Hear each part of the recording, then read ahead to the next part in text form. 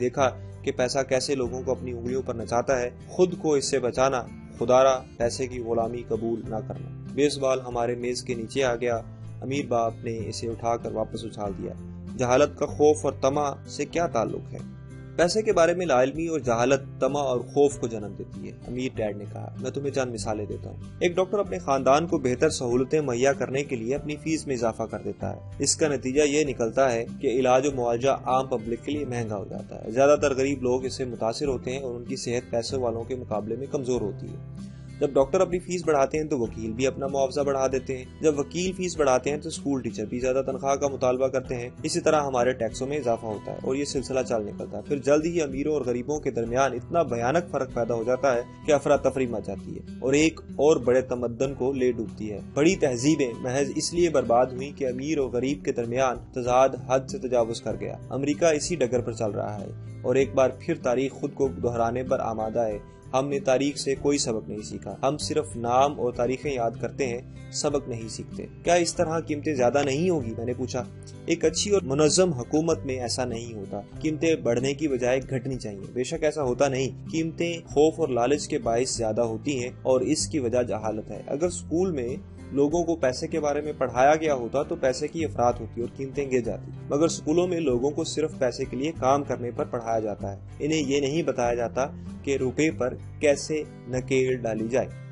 مگر ہمارے ہاں بزنس سکولز بھی تو ہیں، مائک نے پوچھا۔ کیا تم بزنس سکول سے ماسٹر ڈگری لینے کے لیے مجھ پر زور نہیں دے رہے؟ ہاں، امیر ڈیڈ نے کہا، مگر اکثر بزنس سکولز میں ملازمین کو ذرا بہتر طریقے سے حساب کی تعلیم دی جاتی ہے۔ خدا نہ کرے کہ ایسا شخص کاروبار میں ملوث ہو۔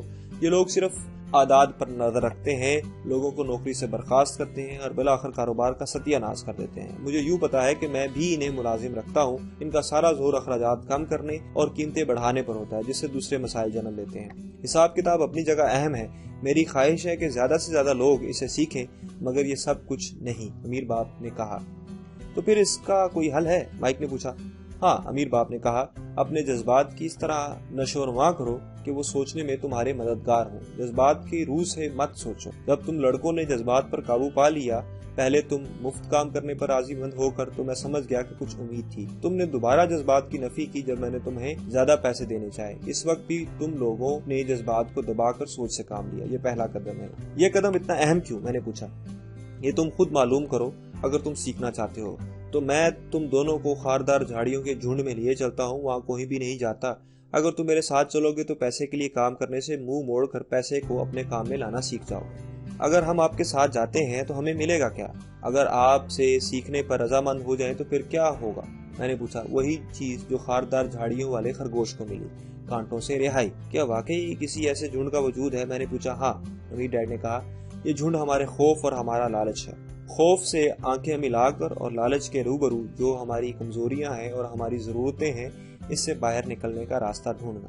اس کا دار و مدار ہمارے ذہن پر ہے اور خیالات کے درست چناؤ پر۔ خیالات کا درست انتخاب؟ مائک نے حیران ہو کر پوچھا۔ ہاں، وہ خیالات جن کا انتخاب جذباتیت کی بنیاد پر نہیں مگر ذہن کے ذریعے سے کیا گیا ہو، بجائے اس کے کہ ہم روزانہ صبح اٹھیں اور مسائل کے حل کے لیے کام پر روانہ ہو جائیں، کیونکہ ہمارے سروں پر واجبات ادا کرنے کے لیے روپیہ کی ضرورت منڈلا رہی ہے جو ہمیں خوفزدہ کرتی ہے۔ سوچنے سے مراد یہ ہے کہ صرف اتنا موقع میسر آ جائے کہ ہم خود سے ایک سوال کر سکیں۔ یہ سوال جیسے کیا سخت محنت سے مسائل کا حل نکل سکتا ہے؟ زیادہ تر لوگ اتنے دہشت زدہ ہوتے ہیں کہ وہ خود سے بھی سچ بولنے کی جرات نہیں کرتے کہ ان پر خوف کا عنصر غالب ہے اور وہ سوچنے کی صلاحیت سے محروم ہیں اور گھبرا کر گھر سے نکل بھاگتے ہیں۔ کانٹوں کا سوچ نصف نہار پر ہے۔ صحیح خیالات کے انتخاب سے میری مراد یہ ہے۔ اور ہم یہ کیسے کر سکتے ہیں؟ مائک نے پوچھا۔ یہی تو میں تمہیں سکھانے جا رہا ہوں۔ میں تمہیں بتاؤں گا کہ صحیح خیالات کا چناؤ کیسے کیا جائے، بجائے اس کے کہ ہم فوری رد عمل کے تحت کوئی سوچ ذہن میں بٹھا لیں، جیسے گلے میں ٹافی انڈیلتے ہوئے صبح ہی صبح کام پر بھاگ جانا۔ جو میں نے پہلے کہا اسے مت بھولو۔ نوکری ایک لمبے دورانیے کے مسئلے کا وقتی حل ہے۔ عام لوگوں کے ذہنوں میں ایک ہی مسئلہ ہوتا ہے اور وہ اس کے فوری حل کی طرف لپکتے ہیں۔ عام طور پر واجبات ہوتے ہیں جو مہینے کے آخر میں ادا کرنے ہوتے ہیں اور یہی کانٹے دار جھاڑیوں کا جھنڈ ہے۔ اب پیسہ ان کی زندگیوں کو چلانے لگتا ہے، یا یہ بھی کہا جا سکتا ہے کہ پیسے سے عدم واقفیت یا خوف ان کی سوچوں پر حاوی ہو جاتا ہے۔ چنانچہ وہ وہی کرنے لگتے ہیں جو پہلے ان کے والدین کرتے رہے، یعنی صبح اٹھے اور کام پر چلے گئے۔ ان کے پاس اتنا وقت نہیں ہوتا کہ جانے سے پہلے خود سے سوال کریں، کیا کوئی اور راستہ نہیں؟ اب ان کی سوچوں پر ان کے جذبات کی اجاراداری ہے اور وہ عقل کی بجائے جذبات کے تابع ہو کر فوری رد عمل پر عمل پیرا ہے۔ کیا آپ ہمیں جذباتی سوچ اور ذہنی سوچ کے فرق کے درمیان فرق بتا سکتے ہیں؟ مائک نے پوچھا۔ ہاں، میں تو ہر وقت اس بارے میں سنتا رہتا ہوں، امیر ڈیڈ نے کہا۔ میں ایسی باتیں سنتا ہوں جیسے ہر ایک کو کام کرنا ہوتا ہے، یا یہ کہ تمام دولت مند اول نمبر کے دھوکے باز ہیں، یا مجھے دوسری نوکری مل جائے گی، یا میری ترقی ہوگی، یا تم مجھے ادھر ادھر لڑکا نہیں سکتے، یا مجھے یہ نوکری پسند ہے کیونکہ یہ مستحکم ہے، وغیرہ وغیرہ، بجائے اس کے کہ یہ کہا جاتا کیا یہاں کسی چیز کی کمی ہے، اور صرف ایک فکرے سے جذبات کا تانا بانا ٹوٹ جاتا ہے اور سوچ میں نکھار پیدا ہو جاتا ہے۔ مجھے یہ قبول کرنے میں آر نہیں کہ یہ ایک اچھا سبق تھا۔ اس نے ہمیں یہ بتانے کی کوشش کی کہ آیا کوئی شخص جذبات کی روح میں بہہ کر بات کرے یا نکھری ہوئی سوچ سے اور ذہن کی معاونت کے ساتھ اپنے خیالات کا اظہار کرے، تو دونوں کی جانچ کیسے ممکن تھی۔ اس سبق سے زندگی بھر میں نے استفادہ کیا۔ خاص طور پر مجھے اس وقت اس بات کا شدت سے احساس ہوتا جب میں سوچ بچار کے بغیر فوری رد عمل ظاہر کرتا۔ جب ہم سٹور کی طرف واپس مڑ گئے تو امیر ڈیڈ نے بتایا کہ امیر لوگ پیسہ ضرور بناتے ہیں مگر اس کے لیے وہ کام نہیں کرتے۔ اس نے بتایا کہ جب میں اور مائک کانسی کے سکوں کی ڈھلائی کر رہے تھے، یہ سوچ کے ہم پیسہ بنا رہے تھے، ہم تقریباً اسی راستے پر چل رہے تھے جس طرح امیر لوگ سوچتے ہیں۔ مسئلہ یہ تھا کہ جعلی کرنسی بنانا غیر قانونی قدم تھا۔ حکومت اور بینک تو یہ کر سکتے ہیں مگر ہم نہیں۔ اس نے غیر قانونی اور جائز طور پر پیسہ بنانے کی تفصیل سے ہمیں آگاہ کیا۔ امیر باپ نے ہمیں بتایا اس بات کو جاننے کے باوجود کہ دولت ایک سراب ہے، یہ ایسے ہی ہے کہ جیسے گدھے کے آگے گاجر۔ امیر لوگ پیسہ اس لیے اکٹھا کرتے ہیں کہ ان کا خوف اور لالچ ان کی آنکھوں پر پٹی باندھ دیتا ہے۔ وہ اس حقیقت کو فراموش کر کے زبردستی اپنے آپ کو یقین دلاتے ہیں کہ دولت سراب نہیں، حقیقت ہے، پیسہ بنایا جاتا ہے۔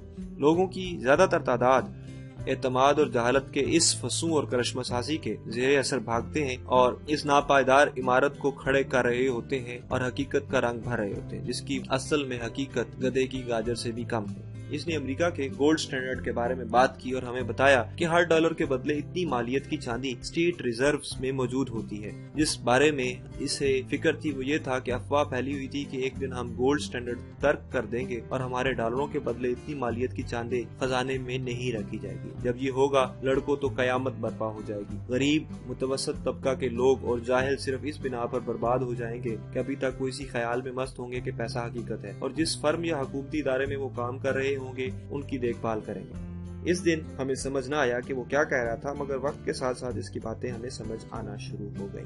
اگلا سبق وہ دیکھنا جسے دوسرے دیکھنے سے محروم رہے۔ اگلی ویڈیو میں وہ دیکھنا جسے دوسرے دیکھنے سے محروم رہتے ہیں۔ اپنے سٹور کے باہر ٹرک میں بیٹھنے سے پہلے اس نے کہا، لڑکوں کام کرتے رہو مگر جتنی جلدی تنخواہ کے بارے میں بھول جاؤ اتنا ہی تمہارے لیے بہتر ہوگا۔ اپنے دماغ کو استعمال میں لاؤ، مفت کام کرو اور جلد ہی تمہارے ذہن میں ایسی تجاویز ابھریں گی جن کو استعمال میں لا کر میری تنخواہ سے کئی گنا زیادہ کمائی کر سکو گے۔ تمہیں وہ چیزیں دکھائی دیں گی جو دوسروں کی نظروں سے اوجھل ہیں، ایسے مواقع جو ان کو نظروں کے سامنے بکھرے ہوئے ہیں مگر وہ دیکھ نہیں پاتے کیونکہ وہ پیسے اور تحفظ کی تلاش میں ہوتے ہیں اور وہی انہیں نہیں ملتے۔ ایک دفعہ جب تم نے ایک موقع کو دیکھ لو گے تو باقی زندگی مواقع ملتے رہیں گے اور پھر ان کی کمی نہ ہوگی، اور جب ایسا ہوگا میں تمہیں ایک اور چیز سکھاؤں گا، یہ سیکھ لو تو زندگی کے بدترین پھندے تمہاری زندگی میں کبھی بھی تمہارے سامنے نہیں آ سکیں گے۔ میں تمہیں کانٹوں کے جھنڈ میں جانے سے بچا رہا ہوں۔ مائک اور میں نے سٹور سے اپنا سامان اٹھایا اور ہاتھ ہلا کر مسز مارٹن کو الوداع کہا۔ ہم اسی پارک میں واپس آ گئے اور پرانی والی جگہ پر بیٹھ گئے۔ ہم گھنٹوں وہاں بیٹھے باتوں میں مشغول رہے۔ اگلا ہفتہ میں نے اسکول میں سوچ و بچار اور بات چیت میں بسر کیا اور اگلے 2 ہفتے ہم سوچتے رہے، باتیں کرتے رہے اور سٹور میں مفت کام کرتے رہے۔ دوسرے ہفتے کے اختتام پر ایک بار پھر میں نے مسز مارٹن کو الوداع کہا اور کامکس بک سے سٹینڈ پر حسرت سے نگاہ ڈالی۔ 30 سینٹ فی گھنٹہ اجرت کے نہ ملنے سے سب سے بڑا نقصان یہ ہوا کہ میں ان کتابوں کی خریداری سے محروم ہو گیا تھا۔ اچانک جب میں اور مائک مسز مارٹن سے رخصت لے رہے تھے تو میں نے اسے ایک ایسا کام کرتے دیکھا جو اس نے پہلے کبھی نہیں کیا تھا۔ میرا مطلب ہے کہ اس نے ایسا کیا تو ضرور ہوگا مگر میں نے کبھی اس طرف دھیان نہیں دیا۔ مسز مارٹن کامک بک کے سامنے کے صفحے کو درمیان میں سے کاٹ کر آدھا کر رہی تھی۔ وہ اس کا اوپر کا حصہ اپنے پاس رکھ کر باقی کتاب کو گتے کے ڈبے میں پھینک رہی تھی۔ جب میں نے اس سے اس کا سبب پوچھا تو اس نے کہا، میں اوپر کا آدھا صفحہ اس آدمی کو واپس کر دیتی ہوں جو یہ کتابیں تقسیم کرنے آتا ہے اور باقی کتاب پھینک دیتی ہوں۔ اس سے نئی کتابیں لیتی ہوں تو بدلے میں وہ مجھے رعایت دیتا ہے۔ وہ 1 گھنٹے بعد آنے والا ہے۔ ہم نے 1 گھنٹہ انتظار کیا۔ جب تقسیم کنندہ آیا تو میں نے ان سے ریکویسٹ کی کہ آیا ہم وہ کامکس بکس لے سکتے ہیں۔ جنہیں وہ واپس لے کر جا رہا تھا۔ اس نے جواب دیا، اگر آپ اسی سٹور پہ کام کرتے ہو تو یہ کتابیں ایک شرط پہ مل سکتی ہیں کہ اگر تم انہیں دوبارہ کہیں فروخت نہ کرو۔ میری اور مائک کی پارٹنرشپ دوبارہ شروع ہو گئی۔ مائک کے گھر کے زیر زمین منزل میں ایک کمرہ خالی تھا جو کسی کے استعمال میں نہ تھا۔ ہم نے اسے صاف کیا اور کامک کتابیں یہاں جمع کرنا شروع کر دی۔ جلد ہی ہم نے ایک کامک بک لائبریری کا آغاز کر دیا۔ مائک کی چھوٹی بہن کو ہم نے ساتھ ملایا جو پڑھنے کی شوقین تھی اور اسے ہیڈ لائبریرین مقرر کیا۔ وہ ہر بچے سے لائبریری میں داخلے کے 10 سینٹ وصول کرتی۔ لائبریری کے اوقات کا 2:30 سے 4:30 بجے تھے اور اسکول کے اوقات کے بعد یہ روزانہ کھلتی۔ ہمسایوں کے بچے جو ہمارے گاہک تھے 2 گھنٹے کے دوران جتنی بھی کامک بکس پڑھنا چاہتے تھے پڑھ سکتے تھے۔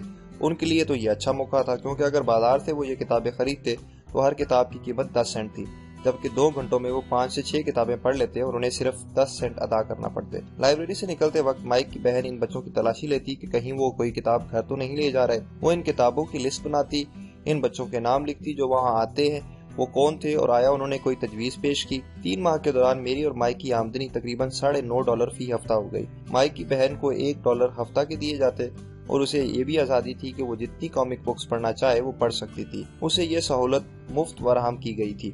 یہ کتابیں پڑھنے کی فرصت اسے کم ہی نصیب ہوتی کیونکہ وہ ہر وقت اسکول کی پڑھائی میں لگی رہتی۔ مائک اور میں نے اپنا کام جاری رکھا اور باقاعدگی سے ہر ہفتہ سٹور میں مفت کام کرتے رہے۔ اس دوران وہاں سے اور ارد گرد کے دوسرے سٹوروں سے کامک بکس اکٹھی کر لاتے۔ جب یہ کتابیں بہت خراب ہو جاتی تو ہم انہیں جلا دیتے۔ ہم نے لائبریری کی ایک اور شاخ کھولنے کی کوشش کی مگر ہمیں اس کی کامیابی نہیں ملی کیونکہ مائک کی بہن جیسا مخلص کام کرنے والا ہمیں کوئی نہیں مل سکا۔ چھوٹی عمر میں ہی ہمیں اندازہ ہو گیا کہ محنتی ملازم کا حصول کتنا دشوار تھا۔ لائبریری کو کام کرتے 3 ماہ گزر گئے تو لائبریری میں جھگڑا ہو گیا۔ قریب سے کچھ آوارہ گرد لڑکے زبردستی اندر گھس آئے اور جھگڑا شروع کر دیا۔ مائک کے ڈیڈ نے ہمیں کاروبار بند کرنے کی صلاح دی، چنانچہ ہمارا لائبریری کا کاروبار ٹھپ ہو گیا اور ہم نے ہفتہ وار سٹور میں کام کرنا بند کر دیا۔ تاہم امیر ڈیڈ ہمارے سے خوش تھا کیونکہ وہ اب ہمیں کچھ اور چیزیں سکھانا چاہتا تھا۔ ہم نے اپنا پہلا سبق اچھی طرح سیکھ لیا تھا اور وہ ہم سے مطمئن تھا۔ ہم نے پیسے کو کام میں لانے کے بارے میں سیکھ لیا تھا۔